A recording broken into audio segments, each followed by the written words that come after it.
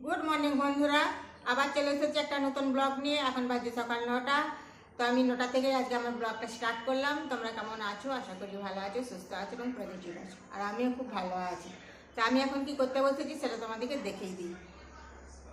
এটা 180, এটা 200, এটা 180 আর এটা 200 কেজি।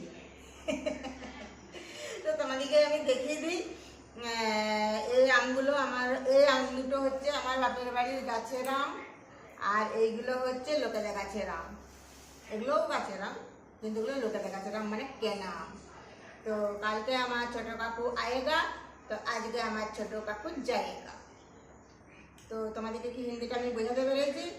যারা যারা হিন্দি জানো তারা ঠিক বুঝে গেছো যে আমি কেমন হিন্দি বলেছি। হিন্দির একবারে ভর্তা করে দিয়েছি। তো এই সময় একটা ছোটোবেলাকার গান মনে পড়েছে, সেই গানটা আমি তোমাদেরকে দুকলি গেয়ে শোনাবো। যেহেতু বৃষ্টি হচ্ছে, সেহেতু বেশ গানটা জমে যাবে মনে হচ্ছে, জানি না।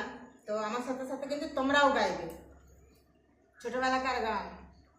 আম পাকা লালে লাল, জাম পাকা কালো গো, খেজুর এত ছোট কেন হলো গো, খেজুর এত ছোট কেন হলো গো। কেমন হয়েছে জানাবে।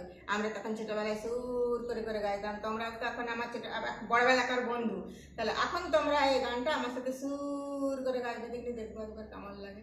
ঠিক আছে, তাহলে এখন থেকে যখন স্টার্ট করে দিয়েছি, কিছুটা পথ চলতে থাকো।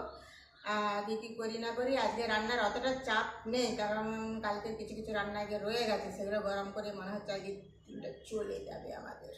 আজকে একটু ফাঁকি বাজি করবো। ঠিক আছে, চলো তাহলে। চলে এসেছি আবার রান্নাঘরে। যে ভাত বাড়ছি, স্কুল যাবো প্রায় এখন মনে হয় 9:30 বেজে গেছে। হ্যাঁ, 9:30 বেজে গেছে।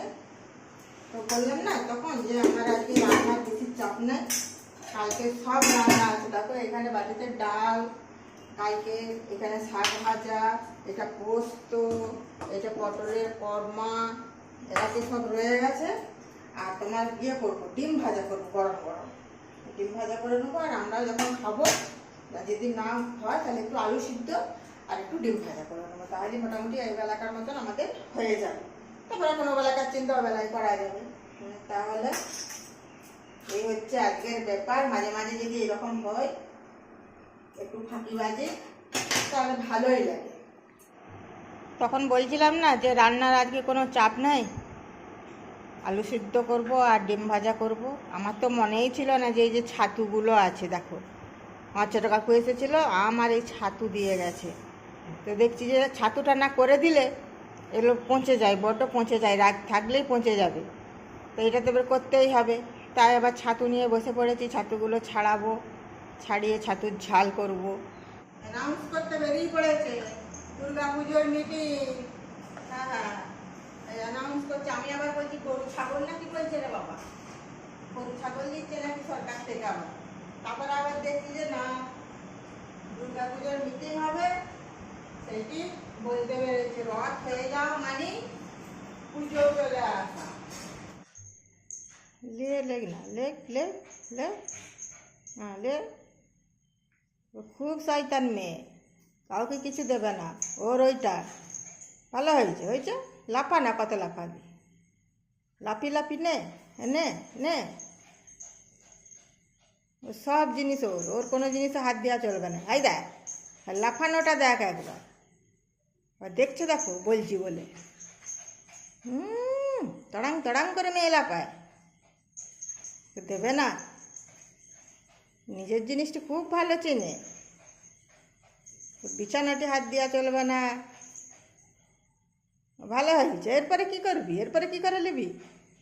ও বাবা, ও বাবা, হ্যাঁ ও বাবা রে, ওরে বাপ রে, ভালো হয়েছে। কি করবি এবারে? এবারে কি করবি? দেখ এবারে মাঠটা, দেখ দেখ দেখ মাঠটা। শয়তান মেয়ে কোথাকারে। ও বাবা, ও যা যা যা, পেয়ে গেছে। এবার দেখো, এরপরে দেখো ওর মজাটা কী করে। ওইটার উপরে এবার রাগটা ছাড়বে, এরপরে ওইটার উপরে ওর রাগ ছাড়বে। আজকে রাতটা ভাত খেতে ইচ্ছা হচ্ছে না, ঠান্ডা ঠান্ডা আবহাওয়াটা আছে, এই ম্যাগি রান্না করা হয়েছে। তাই ভাবছি যে ম্যাগি খাবো, প্রতিদিন আর ভাত খেতে ভালো লাগে। তাও ছোটো ছোটো তারপরে আছে কেটে নিই।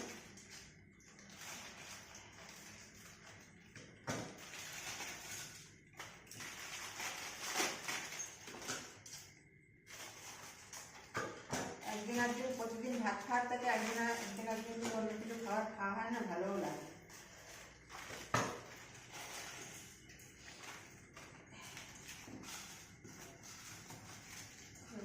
ম্যাগির মশলা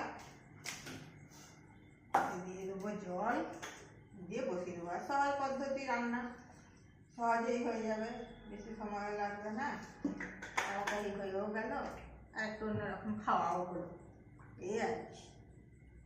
এই যে এখানে আমার ম্যাগিটা হচ্ছে, ম্যাগি বসিয়ে দিয়েছি অলরেডি। রাত্রেবেলাতে এই খেয়ে নেবো।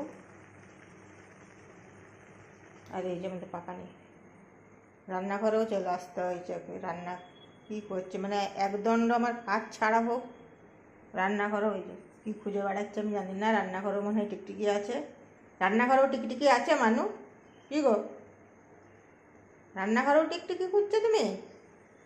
এই যে বাসনপত্রগুলো এখানে মাজা ধোয়া করে রেখেছি, এগুলো গুছোতে হবে।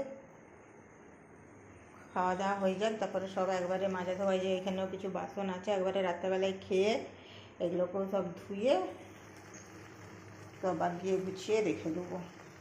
তো ভিডিওটা অনেকটাই বড় হয়ে গেছে, আর বেশি বাড়াবো না।